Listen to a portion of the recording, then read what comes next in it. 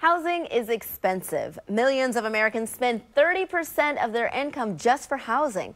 Now, with developers veering towards building high-end luxury homes and heavily subsidized housing, many are wondering if the middle market has vanished. Joining me now is Ellie Reeder, founder and CEO of Lanterra Properites. Welcome. Thank you. I'm happy to have you here because there's a lot that we want to talk about, but I want to specifically talk about Lanterra Properites. How did you get started, and tell me a little bit more about it? Sure. So my grandfather started in the business in New York and New Jersey as a developer for middle-class workforce housing.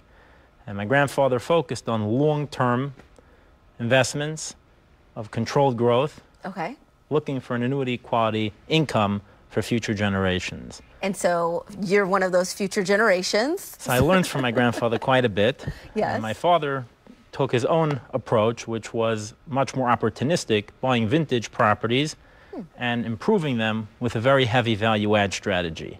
And I learned from my grandfather the discipline of long-term controlled growth, looking for the long-term what we want to do with a property, what we can do with a property, and attention to detail and discipline.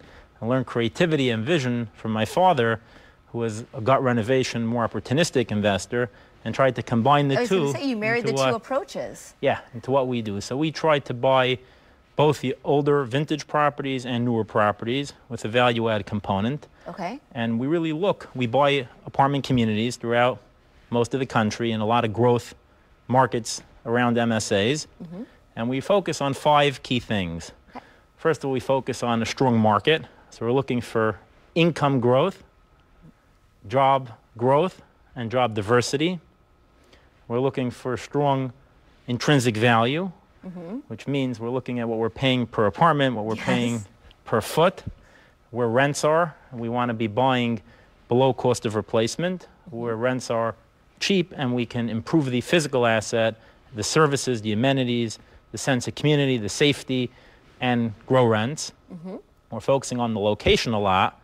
We want to be near transportation, near good school districts, proximity to jobs, obviously, and near recreation, retail, and a place where people would want to live and enjoy the lifestyle. We also focus on what value add we can do to the physical property, whether it's adding amenities, improving the physical apartments, and then lastly, the operations, how we can cut expenses, grow revenue, and what we can do to reposition the asset. And to your point of socially responsible, we feel that we want to create a sense of home for our residents, a sense of belonging, a sense of community, a sense of safety. We try to offer different amenities that cater to the people who live in that specific location, whether it's having sports leagues or speed meetings or aerobic classes or cooking classes or bike sharing or a variety of playgrounds for children and adult activities, ball games, and anything that we can do to foster a sense of social engagement and community, and that's sensitive to the environment. It makes sense. And as we're wrapping up, because we do need to wrap up, I do want to talk about this, about the shrinking middle market. Is that a myth or is that true? Is it really happening? It's happening. It's happening. 80% of new construction is luxury, and that's simply because the cost of construction, the cost of land, labor, and material continues to grow. And we've seen a 9% reduction in affordable or middle-class housing since 2000.